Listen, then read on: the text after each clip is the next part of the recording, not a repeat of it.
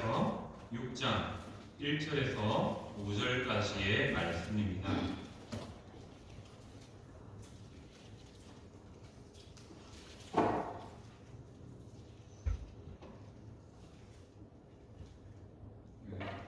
말씀이 조금 길긴 하지만 함께 천천히 읽도록 하겠습니다. 형제들아, 사람이 만일 무슨 범죄한 일이 드러나거든 신령한 너희는 온유한 심령으로 그러한 자를 바로잡고 너 자신을 살펴보아 너도 시험을 받을까 두려워하나 너희가 짐을 서로 지라 그리하여 그리스도의 법을 성취하라. 만일 누가 아무것도 되지 못하고 된 줄로 생각하며 스스로 속임이라. 각각 자기 일을 살피라. 그리하면 자랑할 것이 자기에게는 있어도 남에게는 있지 아니하리니 각각 자기의 짐을 질 것이다. 아멘. 네, 오늘 교회로 오면서 많은 사람들의 우리 성도님들의 섬김을 통해서 참 즐겁지 않은가 생각해 봅니다. 들어오면서 목이 고는 냄새가 나서 코가 또 즐겁고 또 예배당에 왔더니 예쁜 꽃이 있어서 또 눈이 즐겁고 또 왔더니 또 찬양 인도하는 젊은 친구로 인해서 또 귀가 즐겁고 우리 서로를 바라보면서 밝은 표정에 또 눈이 다시 한 번 더 즐거운 그러한 것을 경험하는 것이 우리 교회라서 너무 좋습니다. 그렇지 않습니까? 네. 제가 대학교 갔을 때 저는 신학과를 대학 학부 때부터 선택해서 가게 되었습니다. 그래서 대학에 진학해서 마음 맞는 우리 같은 동기들 한 6명이 마음을 모아서 집을 하나 얻어서 같이 생활하게 되었습니다. 그 집의 이름을 지저스 패밀리, 유시하지만 예수 가족이라 해서 이름 지어놓고 그곳에서 같이 먹고 같이 자고 같이 놀면서 또 때로는 방학 때마다 시골 교회를 방문해서 어린이 사역들을 하는 일들을 감당하게 됐습니다. 그 가운데서 우리가 늘 자면서 몇 가지를 고민한 게 있습니다. 몇 가지를 얘기한 게 뭐냐면 웃자는 소리지만 우리가 예수님 안 믿었으면 어땠을까 하니까 답이 막 나오더라고요. 방마다 그릇마다 담배는 가득할 거고 술병도 넘쳐나는 곳이 이 집이 되지 않았을까라고 생각해 봤습니다. 그러면서 또 우리가 또 한편으로 하나님 주신 마음으로 우리가 이런 교회를 만들었으면 좋겠다라고 서로 잠자리에 누워서 나눴던 말들이 있습니다. 교회 이름은 예수 가족 교회를 우리가 한번 세웠으면 좋겠다라고 말하면서 우리가 각자 잘하는 것들을 가지고 하나의 교회로 모여서 섬기면 좋겠다라고 꿈을 나눴던 적이 있습니다. 그 꿈 어떻게 됐을까요? 이루어질 수 없는 꿈이 되었습니다. 왜냐하면 그때 함께 나눴던 사람들이 다 이제 담임 목사로 여기저기 흩어지면서 미국에서 사역하시고 또 부산에서 사역하고 저는 또 여기서 이렇게 사역하고 있습니다. 또 경기도에서 사역하고 있고요. 이렇게 꿈을 나눴던 사람들이 나눠졌지만 그때 했던 말 중에 하나가 기억납니다. 우리가 세우는 교회는 이런 교회가 됐으면 좋겠다. 어떤 교회냐면 교회 내 한 지체가 금전적인 문제로 학교에 진학해야 되는데 어려움을 겪는 겁니다. 그때 성도들이 십시일반에서 그 형제의 그 지체의 등록금을 모아서 그를 학교까지 보내줄 수 있는 그러한 공동체가 우리 교회가 됐으면 참 좋겠다라는 나눔을 가졌습니다. 왜냐하면 그 당시에 같이 자취하는 친구 중에 한 사람은 보신데도 야간이 있습니다. 아십니까? 야간이 있었습니다. 야간반을 다녔습니다. 왜냐하면 생활의 어려움 때문에 하나님 주신 사명이 있었지만 낮에는 일하고 밤에는 공부하는 친구가 있었습니다. 그러한 친구들을 바라보면서 우리 교회는 우리가 앞으로 만들 교회는 한 사람의 어려움 앞에 같이 마음을 공유해서 그를 성장시키고 키우는 그런 교회가 되었으면 좋겠다라는 나눔을 가졌고요. 그리고 또 그런 바람도 있었습니다. 교회 가운데 다툼이 일어나는 일 중에 하나가 뭐냐면 재밌는 스포츠 경기를 하면요 서로 마음이 격앙되어서 가끔은 좀 흥분되어서 다툼이 일어나게 합니다. 그런데 그런 교회가 됐으면 좋겠더라고요. 저도 기쁘고 승리에도 기쁘고 함께 했기 때문에 기쁜 교회, 그런 교회가 앞으로 우리가 우리가 만드는 교회가 되었으면 좋겠다, 세우는 교회가 되었으면 좋겠다 하고 나눴습니다. 아마 이 마음은 여기 앉아 계신 성도님들도 동일할 거라 생각되십니다. 물론 우리의 환경이 그렇게 하지 못하기 때문에 아쉬울 뿐이고요. 안타까울 뿐이라고 생각되십니다. 하지만 알다시피 우리의 현실을 바라보면 많은 교회들이 개인들의 문제는 개인의 문제로 그냥 취급해 버립니다. 그런 사회이기 때문에 오늘 말씀은 어떻게 보면 우리에게 시사하는 바가 크지요. 무엇입니까? 너희는 서로의 짐을 서로 지라라는 말씀입니다. 오늘 말씀의 의미를 제대로 이해함을 통해서 우리 교회가 짐을 통해서 그리스도의 법을 성취하는 그런 늘푸른 교회가 되기를 소망해 봅니다. 아멘. 이 시간 우리에게 주신 말씀은 어떠한 내용이냐면 한 사람을 온유하게 회복하는 일에 관련된 말씀이 오늘 본문의 말씀입니다. 특별히 이 일을 위해서 성도들은 겸손해야 된다라고 말씀하고 있죠. 인간관계에 있어서 겸손이 바로 그리스도의 법을 이루는 일이라는 것을 말씀하고 있습니다. 바울은 겸손을 통해서 우리가 어떻게 해요? 지체를 사랑하는 삶을 살아야 된다는 것을 강조합니다. 왜 이렇게 바울은 이러한 삶을 강조합니까? 부활하신 그리스도의 영이 우리를 도우시고 우리에게 새 힘을 주시기에 우리는 그 영을 받은 자로서 그에 합당한 삶의 모습으로 살아가야 한다는 것이죠. 더불어 우리가 예수 그리스도를 믿는 그 믿음은 결코 홀로 버려진 삶이 아니라는 것을 말씀하고 있습니다. 성도의 삶은요 결코 혼자가 아닙니다. 가끔 교회 다니지만 외로움을 느끼는 그러한 사람이 있다는 것도 잘 알고 있습니다. 하지만 하나님께서 우리를 교회로 부르신 이유는 나 혼자가 아니라 함께 살아가는 그러한 신앙을 우리에게 허락하셨기 때문이죠.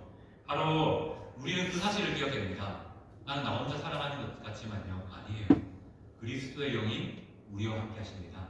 그리고 그 그리스도의 영은 우리가 교회라는 이름으로 하나됨을 이루게 하신다는 것이죠. 그러한 사실을 바탕으로 오늘 주어진 말씀을 조금 더 깊이 한번 살펴보길 소망합니다. 오늘 주어진 본문을 이해하기 위해서는 앞에 나온 본문을 이해해야 됩니다. 앞에 어떤 본문이 있습니까? 우리가 너무나 잘 알고 있는 말씀이 있습니다. 바로 9가지 성령의 열매에 대한 말씀이 나타나고요. 또 그 전에 하나님이 싫어하시는 육체의 일, 죄악에 관련된 말씀이 동시에 담겨 있습니다. 그리고 이러한 5장의 말씀들은 결국 그리스도인은 어떻게 살아야 될지 말하죠.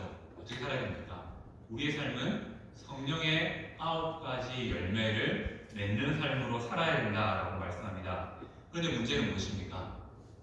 그렇게 살고 싶지만 우리의 삶 가운데 육체의 일들이, 제약된 문제들이 일어나서 우리를 흔들고 우리를 방해한다는 것입니다. 그래서 이 제약의 문제가 먼데 있는 이야기가 아니라 우리의 삶에 너무 가까이 있는 일이라는 것을 말씀하고 있습니다. 그렇기 때문에 제가 우리 현실 가운데 어떻게 나타나는가를 다루면서 그 제약의 문제에 대한 교인들의 자세가 어떻게 되는지를 다루는 것이 바로 오늘 함께 읽었던 본문의 말씀입니다. 오늘 본문의 1절 말씀은 어떻게 시작됩니까? 형제들아, 사람이 만일 무슨 범죄한 일이 드러나거든 이라고 말씀을 시작하고 있습니다. 성령의 열매를 맺는 삶이란 단순한 이상적인 삶이 아니라 현실이라는 것이죠. 그 삶은 실패할 수도 있고요. 우리가 성령의 열매에 맺는 삶 이전에 육체의 일들을 말씀하시면서 이 삶이 우리 가운데 나타날 수 있다는 것입니다. 성도도 육체의 일 때문에 넘어질 수 있다는 것을 가정하는 것이 바로 오늘 1절의 서두에 나오는 말씀입니다. 우리의 종교하면 이거죠. 우리 교회 성도들 가운데 혹여나 성령의 열매 맺는 삶에서 실수로 넘어진 지체가 있다면 어떻게 할 것이냐? 이 문제를 다루는 것이 바로 오늘 본문의 말씀입니다. 바울이 이러한 일들을 다루는 이유는 간단합니다. 무엇이냐면요, 우리는 누구나 육체의 일로 말미암아 넘어질 수 있는 연약한 존재라는 것을 가정하고 오늘 말씀을 우리에게 들려주시는 것이죠. 그리고 이 말씀을 듣는 자가 누구라고 말합니까? 1절 말씀을 보면 신령한 너희가 있고요. 그리고 죄를 범하여 그 죄로 말미암아 넘어진 자가 있다라고 말씀하고 있습니다. 신령한 너희 누구겠습니까? 바로 성령 하나님을 모시고 성령 하나님의 인도를 받고 살아가는 성도들을 의미합니다. 바로 예수님을 구주로 고백하는 자가 신령한 자가 되는 것이죠. 예수님을 구주로 고백한다는 것은 성령 하나님이 우리 가운데 계시기 때문에 가능한 일입니다. 우리가 예수님을 다 믿는다라고 고백하지 않습니까? 그 고백의 증거가 무엇입니까? 하나님이 나와 함께 하시고 있다는 겁니다. 하나님이 나와 함께 하시는 삶이기 때문에 우리는 신령한이라는 이름으로 붙여질 수 있다는 것이죠. 성도는 모두가 신령한 자라는 사실을 말씀하고 있습니다. 그런데 문제는 무엇입니까? 1절 가운데 말하는 것은 무엇입니까? 성도는 모두가 신령한 자인데 그 가운데 육체의 일로 말미암아 넘어진 자가 있고 또 신령한 자가 동시에 있다는 것을 가정하고 있습니다.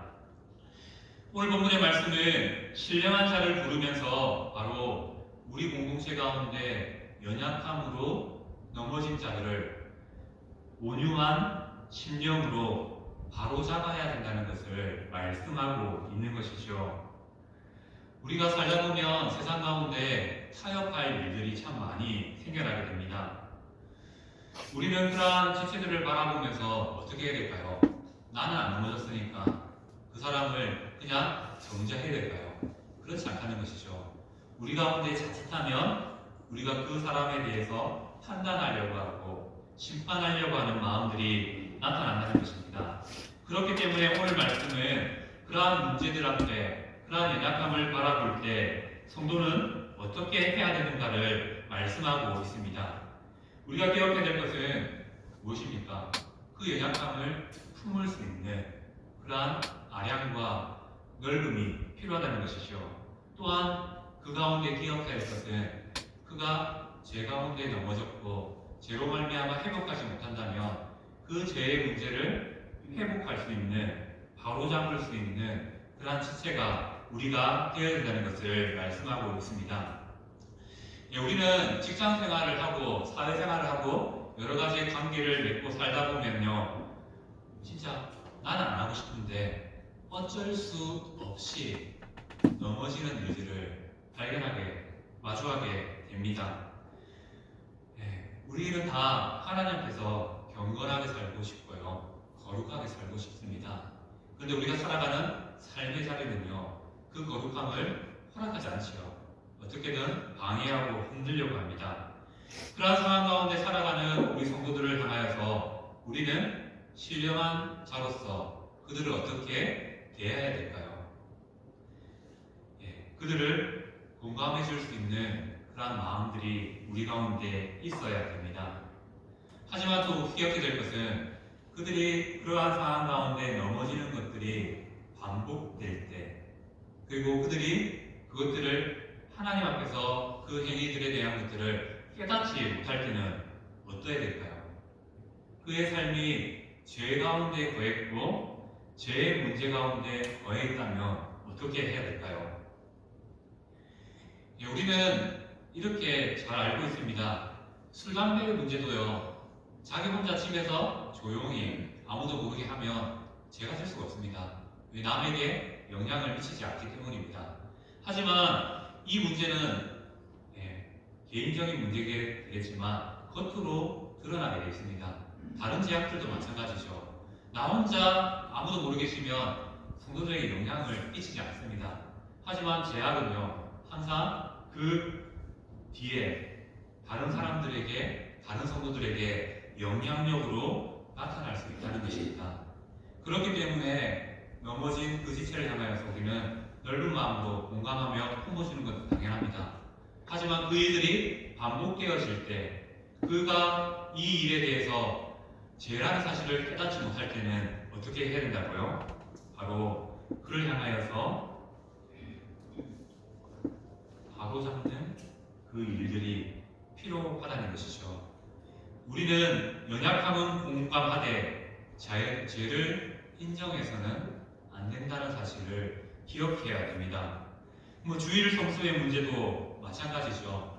우리가 빠질 수밖에 없는 상황에 있는 성도들을 너무나 잘 알고 있고 또 우리가 그들을 공감하는 것은 당연합니다. 하지만 이 일들이 계속 반복되어지면요, 우리 안에 어떤 마음이 드냐면요, 어떤 마음이 들까요? 공감하고 공감하다 보면 나에게도 이것들을 적용하게 됩니다. 한 번쯤 빠질 수 있지, 한 번쯤 어때? 그러면서 자연스럽게 주일 성수에 대한 이분들이 흔들리고 무너져 내릴 수 있다는 것입니다. 그렇기 때문에 오늘 본문은 공동체 가운데 제가 드러난 형제가 보일 때 너희는 어떻게 할 것인가를 다루는 것이 오늘 본문의 말씀입니다. 우리는 이러한 모습들 앞에 앞서 계속 반복하는 거지만 그들을 정죄해서는 안 됩니다. 심판하고 정죄하는 것은 하나님의 몫이고요. 우리는 어떻게 됩니까? 공감하고 품어줘야 됩니다. 하지만 죄까지 품어서는 안 된다는 것이죠. 죄까지 인정해서는 안 된다는 것입니다. 이렇게 말씀드린 이유는 무엇이냐면요, 우리의 삶의 모든 문제가 이렇게 적용되기 때문입니다. 우리는 죄에 넘어지는 성도들을 하나님의 마음으로 품어야 됩니다. 하지만 동시에 기억할 것은 죄는 하나님이 가장 싫어하시는 일이라는 사실도 동시에 기억해야 됩니다. 상대방의 문제에 대해서는 우리가 받아들이기가 너무 쉬운 것도 당연합니다. 하지만 이해하다 보면 앞서 말씀드렸던 것처럼 우리도 동일한 죄에 넘어질 수 있는 연약함이 우리 가운데 있다는 것이죠. 그래서 우리에게는 타협이라는 이 단어를 조심해야 된다는 겁니다. 우리가 세상을 살다 보면요, 분명히 타협해야 될 점들이 가끔 생겨납니다. 성도로 살지만 세상을 살기 위해 내가 정말 예수님 믿는 사람으로 살고 싶지만 또 세상 가운데 있기 때문에 가끔은 타협할 수밖에 없는 그런 영역들이 분명히 생겨납니다. 하지만 중요한 것은 무엇입니까? 그것이 죄의 자리라면 죄라는 사실도 동시에 기억할 수 있어야 되고요, 회개할 수 있어야 된다는 겁니다. 안일함으로 살다 보면요, 우리가 죄악 가운데 젖어버려서 그것이 죄인지 아닌지도 구분 못하는 그러한 안일함 속에 살아갈 수 있다는 것이죠. 바로 바울은 이러한 사람의 연약함이 있기 때문에 오늘 말씀을 바로 전달하고 있는 것입니다. 그러한 죄들이 있을 때 신령한 성도들은 어떻게 해야 됩니까? 그러한 자를 바로 잡아야 한다는 것입니다. 이 말은 무엇입니까? 그들을 향하여 정죄하고 너희는 죄지었으니까 돌아와 라고 말하는 것일까요?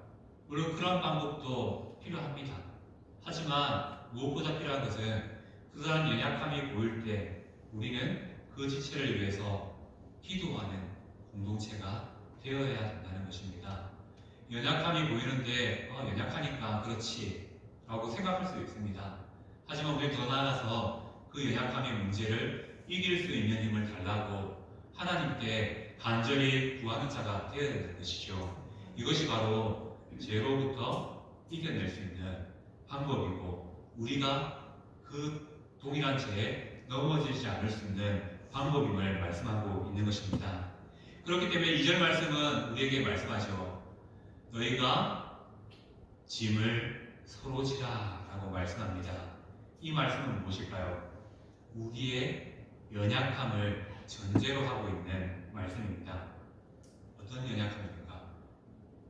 죄를 지은 자가 있지만 너도 우리도 그 죄 때문에 넘어질 수 있는 가능성이 있는 자라는 것을 말씀하고 있습니다.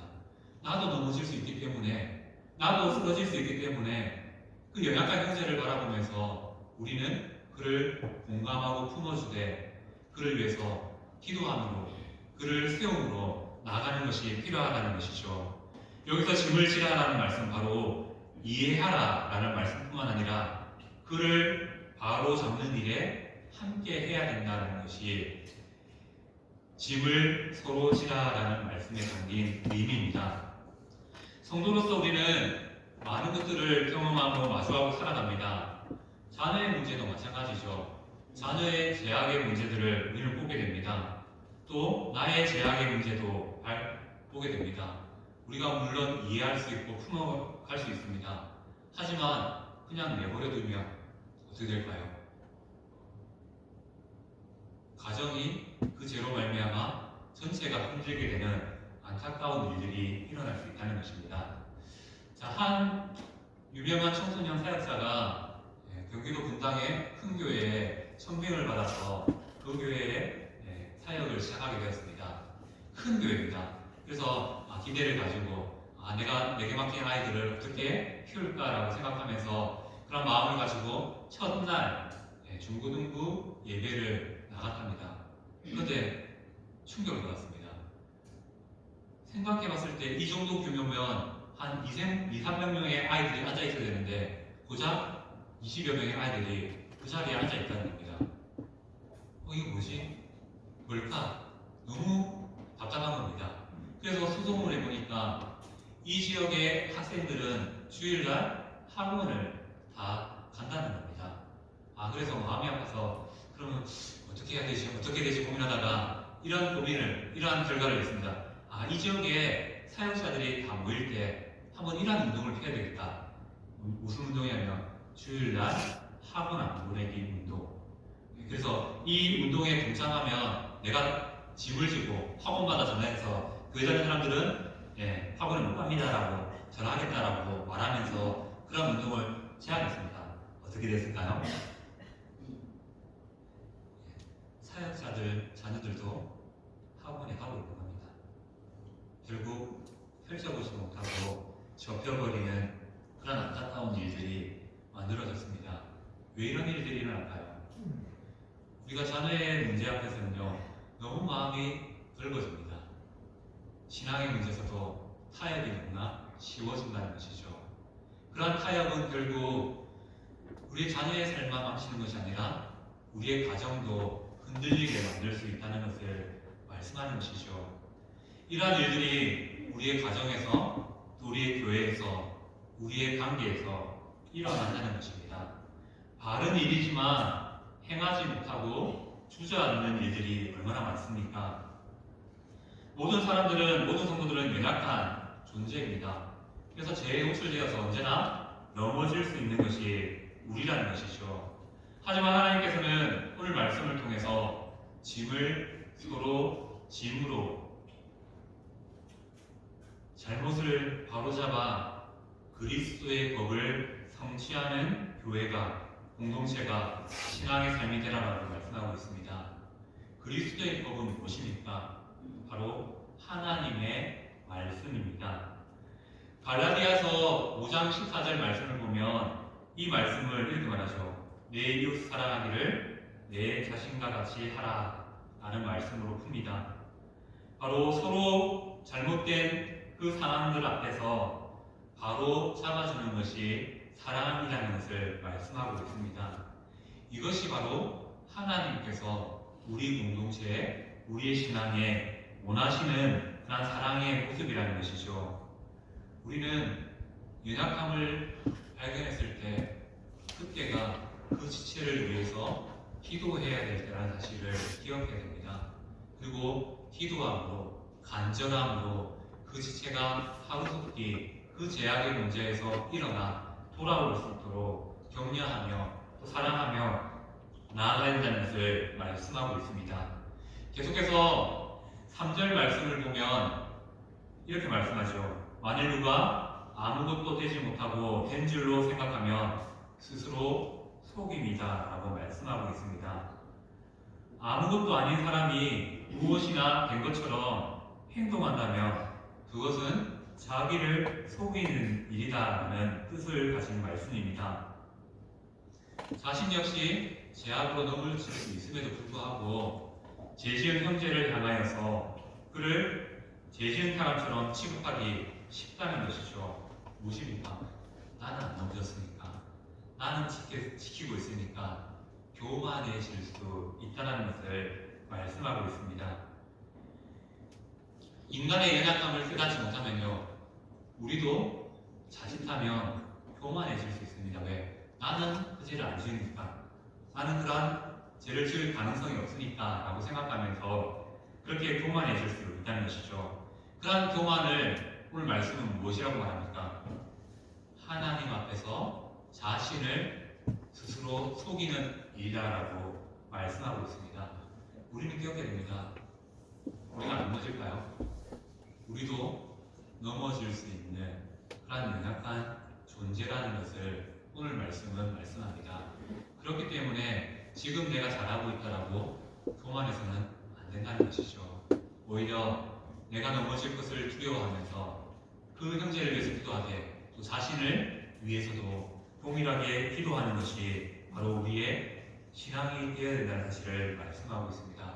계속해서 4절, 5절 말씀을 보면 다른 사람의 약점과 짐을 지는 문제를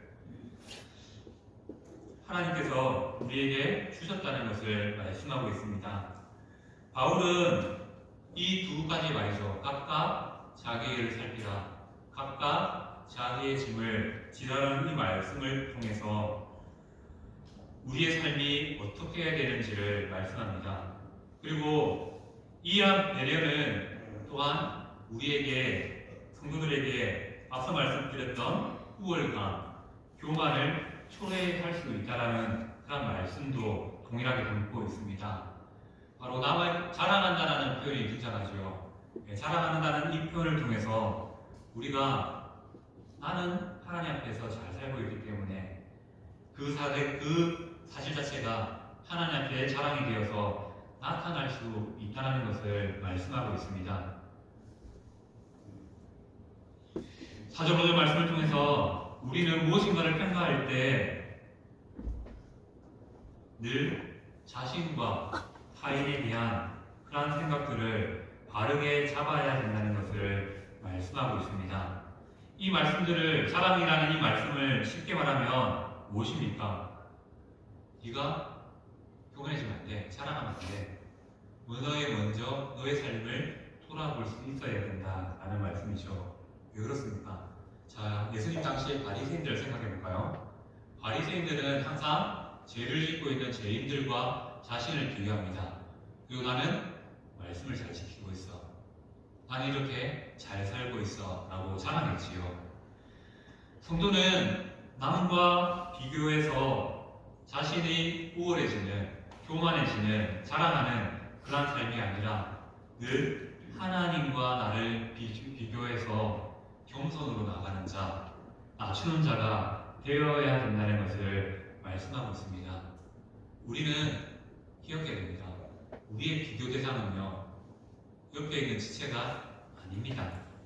우리의 비교 대상은요, 하나님의 말씀입니다.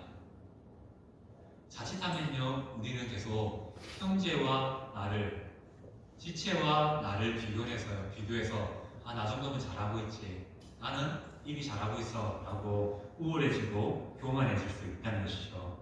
그러나 우리에게 4절 5절 말씀은 다시 말씀하시죠. 각각 자기 일을 살피라, 각각 자기의 짐을 지라 라고 말씀하고 있습니다. 바로 공동체는 자신에게 맡겨진 일이 있다는 것이죠. 그 지체를 품고 하나 되기 위해서 각자에게 맡겨진 일들이 있다는 것입니다. 무엇이겠습니까? 바로 형제를 향하여서 넓은 아량을 갖는 것이고요, 그를 공감할 수 있는 그런 마음이 있다는 것이죠. 바로 남을 향해서는요, 장점을 볼 수 있고요, 나를 향해서는 단점을 볼 수 있는 그러한 신앙의 눈이 필요하다는 것을 말씀하고 있습니다. 사람은 약해요. 그래서 어떻습니까? 남의 단점은 그래 잘 보입니다. 그런데 타인의 장점은 잘 안 보여요. 그리고 나의 장점은 잘 보이죠. 근데 나의 단점을 잘 보지 않습니다. 단점은 이렇게, 장점은 이렇게 나타난다는 것이죠. 그런데 오늘 말씀은 이러한 모습들이 바로 하나님의 존재를 깎아내리는 일이라고 말씀하고 있습니다. 지체를 향하여서 그의 단점을 바라보면서 살아가는 삶, 나의 장점만 바라보고 살아가는 삶, 그 삶은 하나님을 멀리하는 삶이라는 것을 말씀하고 있죠. 그렇다면 우리는 어떻게 해야 됩니까? 우리의 시각이 달라져야 되는 것이죠. 나를 향해서는요, 말씀 앞에 못하는 단점을 발견할 수 있어야 됩니다. 그리고 타인을 향해서는요, 그가 잘하고 있는 장점을 바라볼 수 있어야 된다는 것입니다. 이것이 바로 각각 자기의 일을, 자기의 짐을 살피고 지는 삶이라는 사실을 말씀하고 있습니다. 성도는 연약해요. 그래서 남의 장점을 바라보는 훈련을 해야 됩니다. 교회에 여러 성도들이 있죠. 우리는 나쁜 행동이나 실수는 이상해요. 머리에 각인이 됩니다. 새겨지죠. 그런데 그 지체가 행했던 선한 일들, 잘한 일들은 금방 지나가 버립니다. 그만큼 우리가 연약한 자이고요. 그만큼 더 우리가 부족한 자들임을 말씀하고 있습니다. 그렇기 때문에 우리는 남의 장점을 바라볼 수 있는 그러한 믿음의 눈이 떠져야 됩니다.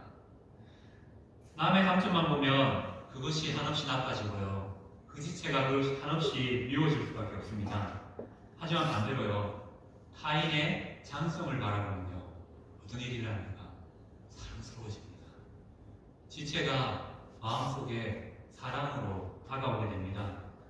그러한 은혜가 나타나기 위하여서 우리 교회 성도님들은 이미 잘하고 계시지만 다시 한 번 더 남의 장점을 바라볼 수 있는 믿음의 눈이 떠지시기를 간절히 소망합니다. 말씀 앞에 나의 단점을 발견하고요.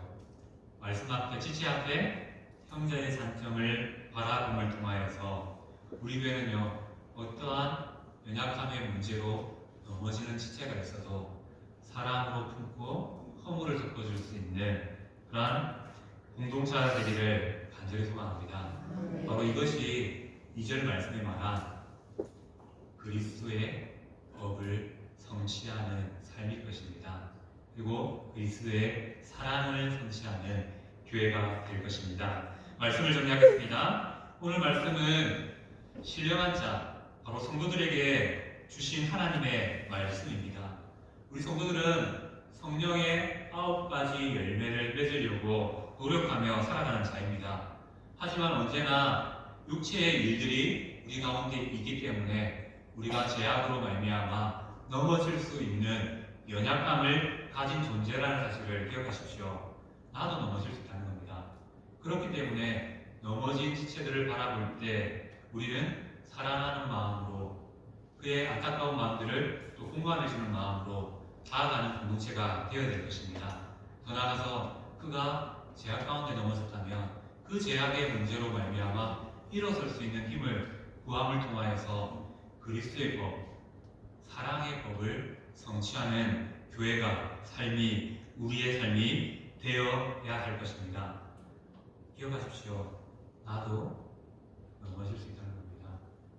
그렇기 때문에 안 넘어졌을 때 넘어진 자를 바라보면서 사랑의 마음으로 격려하는, 사랑의 마음으로 공감하는 그러한 공동체 우리들 두루뭉게 되기를 소망하며 축복합니다. 아멘.